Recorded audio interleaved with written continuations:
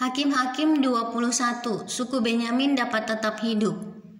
Orang-orang Israel telah bersumpah di Mispa demikian, seorang pun dari kita takkan memberikan anaknya perempuan kepada seorang Benyamin menjadi istrinya. Ketika bangsa itu datang ke Betel dan tinggal di situ di hadapan Allah sampai petang, maka mereka pun menyaringkan suaranya menangis dengan sangat keras. Katanya, "Mengapa ya Tuhan Allah Israel terjadi hal yang begini di antara orang Israel? Yakni bahwa hari ini satu suku dari antara orang Israel hilang." Keesokan harinya pagi-pagi, maka bangsa itu mendirikan mezbah di situ, lalu mempersembahkan korban bakaran dan korban keselamatan. Pada waktu itu berkatalah orang-orang Israel, "Siapakah dari seluruh suku Israel yang tidak ikut datang dengan jemaah ini untuk menghadap Tuhan? Sebab mereka telah bersumpah dengan sungguh-sungguh mengenai orang yang tidak datang menghadap Tuhan di Mispa.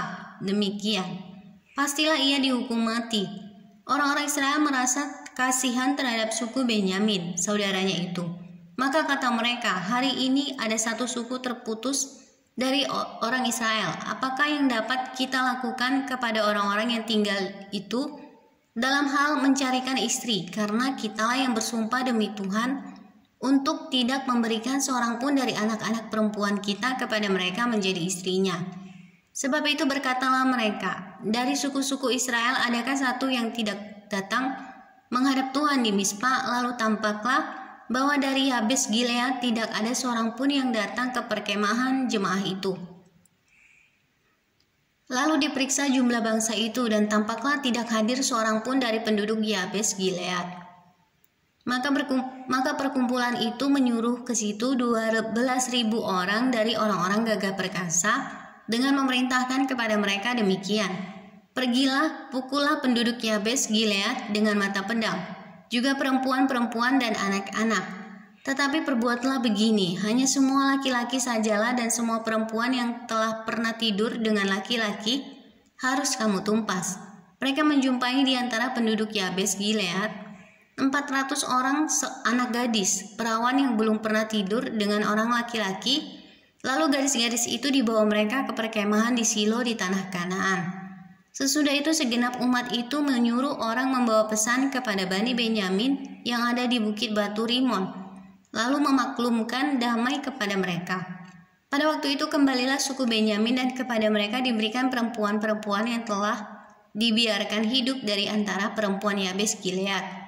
Tetapi belum cukup juga jumlahnya bagi mereka. Maka bangsa itu merasa kasihan kepada suku Benyamin, karena Tuhan telah membuat keretakan di antara suku-suku Israel. Kemudian berkatalah para tua-tua umat itu, "Apakah yang dapat kita lakukan kepada yang tinggal ini dalam hal menceraikan istri? Sebab perempuan-perempuan telah punah dari antara suku Benyamin." Lagi kata mereka, "Warisan orang-orang yang terluput itu haruslah tetap tinggal pada suku Benyamin, supaya jangan ada suku yang terhapus dari antara orang Israel.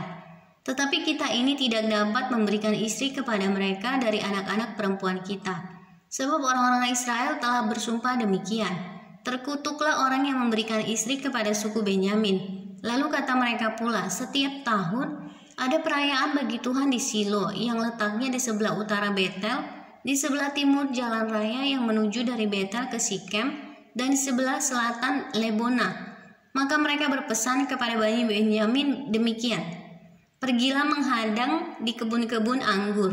Perhatikanlah baik-baik, maka apabila anak-anak perempuan Silo keluar untuk menari-nari, baiklah kamu keluar dari kebun-kebun anggur itu dan masing-masing melarikan seorang dari anak-anak perempuan Silo itu menjadi istrinya dan pergi ke tanah Benyamin. Apabila ayah atau saudaranya laki-laki datang untuk menuntutnya kepada kami, maka kami akan berkata kepada mereka, 'Serahkanlah mereka itu kepada kami dengan rela hati, sebab dalam pertempuran kita tidak dapat menangkap seorang perempuan untuk menjadi istri mereka masing-masing.